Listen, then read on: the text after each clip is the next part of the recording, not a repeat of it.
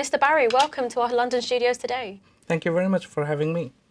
On behalf of the European, it's a pleasure to be awarding you Best Lawyer in Asia. Thank you. It looks very gorgeous, and I'm very much grateful to Chase Publishing Limited for giving me with such a prestigious award. You're most welcome, and it's definitely deserved. Thank you. I'm grateful. Thank you. A.S Associates is a leading Bangladeshi corporate law firm that offers an extensive range of specialist services to its many clients, including foreign direct investment advice, capital market and corporate restructuring, and corporate and project financing.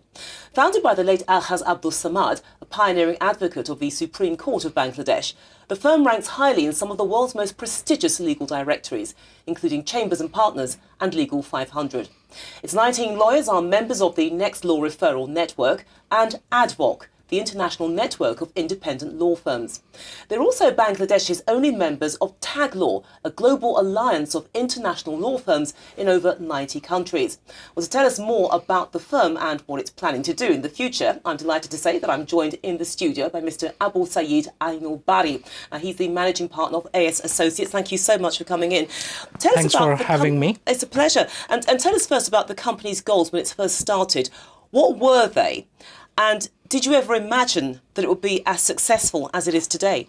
Okay, we started in 2011, but before that we had a firm founded by Mr. Alhaz Abdus Samad. That firm was predominantly a tax law firm. So we restructured the whole model.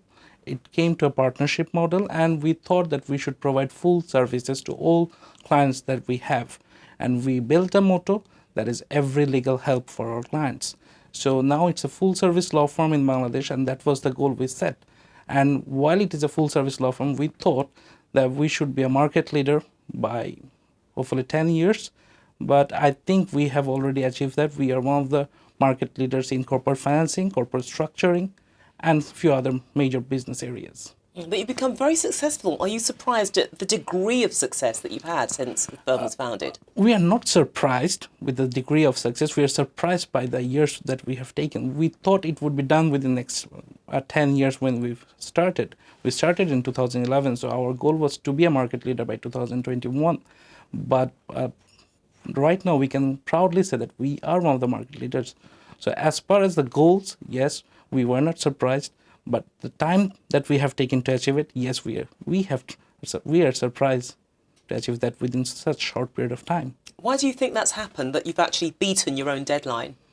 I think it comes with the dedication and the work ethics and the recruitment that we have, the members, and also the clients we have, the clients that shows a lot of confidence in us and provided us with the opportunity to work with them. And probably that helped us in achieving the goal earlier than we projected. Now, the company has expertise in 14 areas of law and business. I referred to some of those in the introduction. Why is it important to be multifaceted rather than to focus on very specific areas of the law? For this, you have to understand the perspective of a client. In Bangladesh, if a client thinks that a lawyer must know everything, so if a client takes a civil service from a lawyer, that client would also expect his lawyer to advise in company matter, admiralty law. And if the lawyer refuses on the ground that the lawyer does not have competence in a particular practice area, the client gets disappointed. So that is one of the reasons we thought that we must provide services, all kind of services to our clients so that they are not disappointed. Another aspect is that it's the comfort that the lawyers have, the clients have, The clients think that this is a relation between lawyers and client depends on the confidence, trust, and comfort. So if one of our clients get comfort in working with us and they think that we have to refer it to somebody else or outsource the work, probably the client would not get that much comfort. And also the limitations of outsourcing is that if you outsource the work, you can't control the manner it is delivered, the time, and the quality. Okay, so we thought we must provide the services to our clients, but we have to ensure that we deliver it in a manner that we have control. So that's why we provide every legal services and becomes a full service law firm. So you keep it in-house. We keep it in the house. And let's look at the company in the context of what's happening in Bangladesh itself, because by 2021, the economy is expected to grow from $180 billion to $322 billion. So how is that growth likely to benefit your clients and, more specifically, shape the way that your services are tailored to meet their needs? Because obviously you have to catch that growth wave. I think it's already helping the clients or benefiting the clients, because Bangladesh is maintaining a growth rate of more than 6% for the last decade. And even if after the global recession, when there was economic meltdown, Bangladesh economic growth was more than 6%. For last 3 years, it was more than 7%. And by 2030, it would be one of the largest 25 largest economies in the world. So that's going to definitely benefit the clients in so many ways. Firstly, because of the growth the Bangladesh is having, it is attracting a lot of foreign investment. And as a result, the local companies can now in a position to form joint ventures or consortium for doing a lot of infrastructural projects. They're learning from these projects and they're getting technical expertise, and those technical expertise is helping them. For example, if you go back in 1990 or 2000, our companies did not have any kind of technical expertise in power projects. And what they had to do, they had to bring a foreign partner who was a lead member. And with that lead member, they were executing or implementing or developing those projects. But from 2010 or 2015, now we see that all the power projects is being basically led by the local companies. They have learned from those projects and now they are applying it. So this foreign investment, which will be attracted due to the fact that the economy is increasing, growing and expanding. So we will have more expertise in these technical areas. And also, because of the expansion, now they have enough positive cash flow. And now these companies are thinking going outside Bangladesh and investing in other countries in Africa or in the region. So that is also helping them, in achieving their goals. And how we are reshaping our services for these clients, we are also learning with them. We are also growing with them, because they are demanding services which we have not provided previously, which we haven't done because the country hasn't done it yet. So we are learning with the clients, and also we are trying to understand, because outside investment, Bangladesh never happened. So now the clients are thinking that they will go outside Bangladesh and will do investment. So we have to learn how a Bangladeshi company can go outside and have a safe investment and can ensure that they get their return from those investments. And there's a mutual gain for both sides. That's mutual gain for definitely both sides. And we are learning with our clients.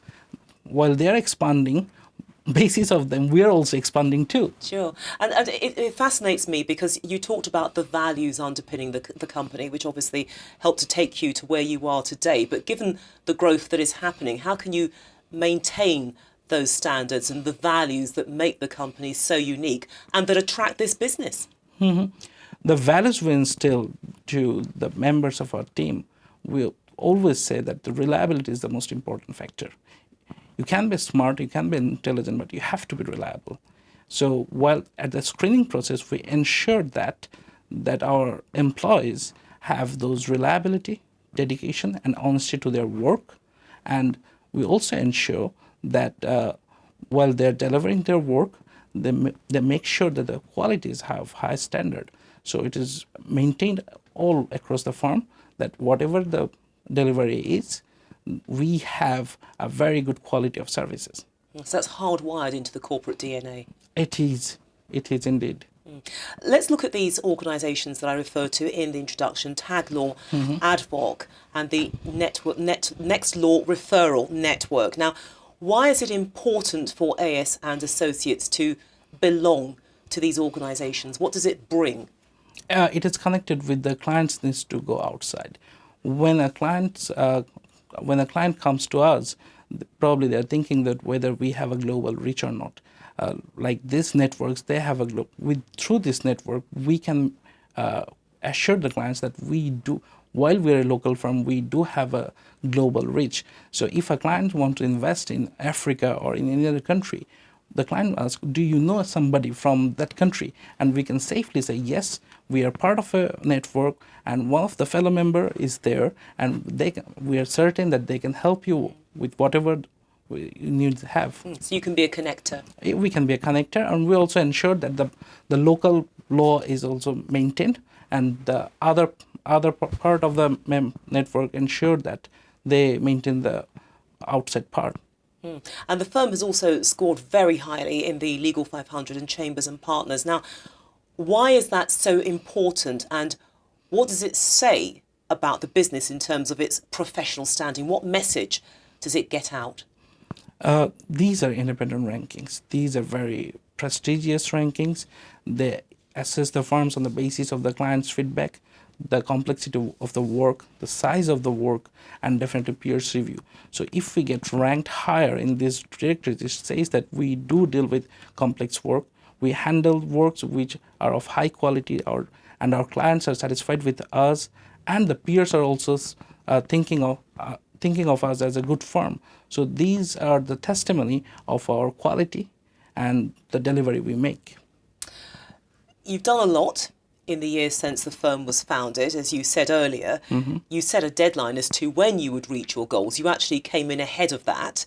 So going forward, what are the firm's aspirations, and have you set a new timeline, and are you confident that you'll actually beat that you'll come in ahead of it? I think right now we have two goals. The first is to have offices in multiple locations in Bangladesh. Right now we are based in Dhaka with one office in Mymensingh and a network branch in Moulevibazar. But we are thinking that we must have few other offices in Bangladesh, including Chittagong. Chittagong is the commercial hub of Bangladesh. It's the port city. So every export and import, almost 80% of export and import of Bangladesh goes through Chittagong. So we would like to have an office in Chittagong and in other port cities like Khulna. And we think we should be doing it by 2020. We're not sure whether we can do it by 2020, but we do expect to have those offices by 2020. And we also have another long-term goal, that is our target by 2025. We want to have offices in the region, not in Bangladesh, outside Bangladesh. We have started working on that process. We're in the very initial stage. We're conducting research how we can go outside Bangladesh and have our offices. Right now, we're the market leader in Bangladesh. We want to participate in the global scale. So the first step would be to have a regional offices, probably in the South Asia and Southeast Asia part, and to have a share of the global or regional pie. So hopefully we can meet the target at least, if not earlier than the target. I suspect that you will actually get there before your target if your performance so far is anything to go by. We hope so too. I'm sure you will. Saeed Ainul Bari, thank you so much for joining us, and congratulations as well on winning your award. Thank you for having me. Thanks for your time, and we are grateful that you have for having this interview.